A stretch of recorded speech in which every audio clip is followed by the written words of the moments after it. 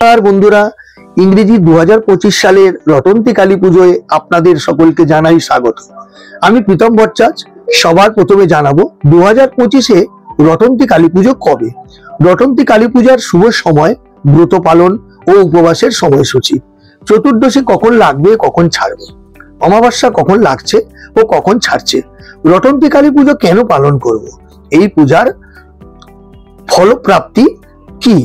তাহলে বন্ধুরা আসুন, যারা প্রথম ভাগ্যদিশারী চ্যানেলটি দেখছেন তারা দেরি না করে চ্যানেলটি লাইক, কমেন্ট, শেয়ার, সাবস্ক্রাইব করে দিতে ভুলবেন না। পাশে থাকা বেল আইকনটি প্রেস করবেন, যাতে করে আমার চ্যানেলে আসা নতুন নতুন ভিডিও আসবে তার নোটিফিকেশন আপনার কাছে যাবে সবার আগে। রটন্তী কালী পুজোর মূল আকর্ষণ মায়ের প্রতিকৃতি।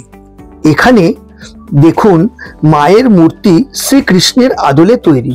এখানে মায়ের হাতে দেখবেন বাঁশি রয়েছে। পুরনো কালে শোনা যায় রাধা শ্রীকৃষ্ণের সঙ্গে কুঞ্জবনে একাকিত্বভাবে যখন প্রেমালাপ করছিলেন, তখন জটিলা ও কুটিলাকে সাথে নিয়ে শ্রী রাধিকার স্বামী আয়ান ঘোষ রাধিকাকে অন্বেষণ করতে আসেন। সেই সময় শ্রীকৃষ্ণ, যিনি জগতের স্বামী, সমস্ত চক্রান্ত জানতে পেরে শ্রী রাধিকাকে বাঁচানোর জন্য তিনি মা কালীর মূর্তি ধারণ করেন। আয়ান ঘোষ এসে যখন দেখতে পান যে তার আরাধ্য দেবী কালী মাতার সেবায় শ্রী রাধিকা নিজেকে সঁপে দিয়েছে, মন প্রাণ দিয়ে তার সেবা করছে, তখন তিনি খুশি হয়ে বাড়ি ফিরে যান। তো সেই থেকে রটন্তী কালী পুজোর সূচনা হয়।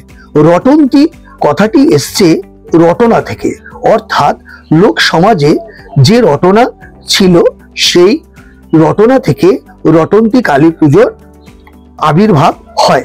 মাঘ মাসের কৃষ্ণপক্ষের চতুর্দশী তিথিতে এই কালী পূজা অনুষ্ঠিত হয়। এবছর 2025 সালের 27শে জানুয়ারি সোমবার রটন্তী কালী পুজো অনুষ্ঠিত হবে। রটন্তী কালী পুজোর শুভ সময় সোমবার 7:40 থেকে।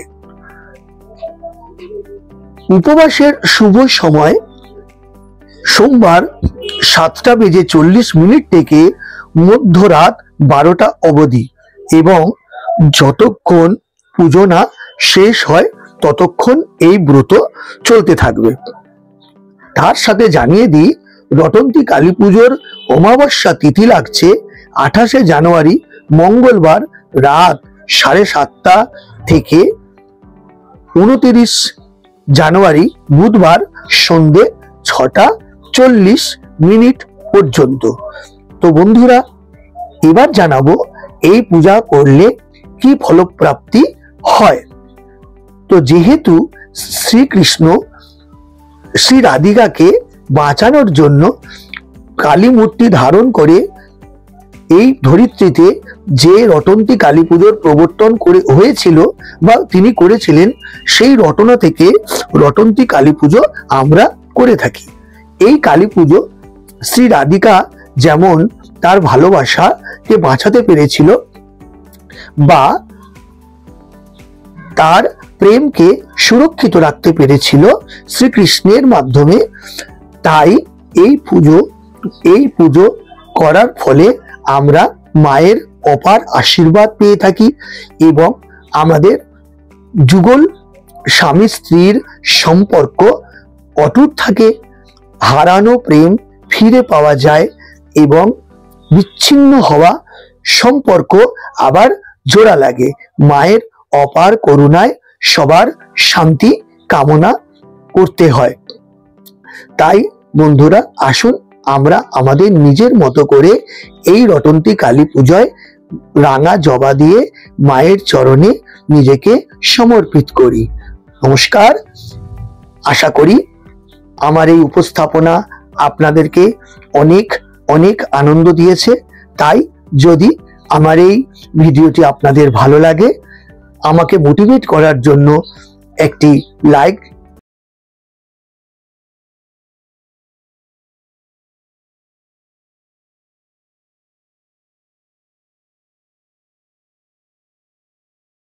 একটি শেয়ার এবং অবশ্যই আমার চ্যানেলটিকে সাবস্ক্রাইব করে নেবেন। ধন্যবাদ বন্ধুরা। জয় মা।